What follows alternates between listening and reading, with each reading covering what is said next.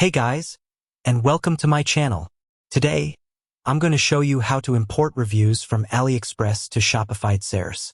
This is a great way to add social proof to your product pages and help increase your sales. Before we get started, I want to answer a common question that I get asked a lot. Why import reviews from AliExpress? There are a few reasons why this is a good idea. First, AliExpress is one of the largest e-commerce platforms in the world, so you're likely to find a lot of reviews for your products. Second, AliExpress reviews are often more detailed and informative than reviews from other platforms. Finally, AliExpress reviews can help you build trust with your potential customers. Now that we've covered the basics, let's get started with the tutorial. Step 1. Create a DSers account. If you don't already have a DSers account, you'll need to create one. You can do this by going to the DSers website and clicking on the Sign Up button. Step 2. Connect your AliExpress account. Once you have a DSers account, you need to connect your AliExpress account.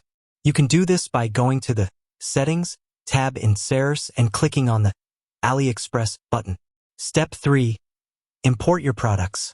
Once you've connected your AliExpress account, you can import your products. You can do this by going to the Products tab in DSers and clicking on the Import button. Step 4. Import your reviews. Once you've imported your products, you can import your reviews.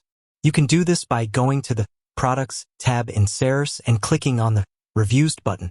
Step 5. Publish your products. Once you've imported your reviews, you can publish your products. You can do this by going to the Products tab in DSers and clicking on the Publish button. And that's it. I hope this tutorial has helped you learn how to import reviews from AliExpress to Shopify DSers. If you have any questions, please leave a comment below.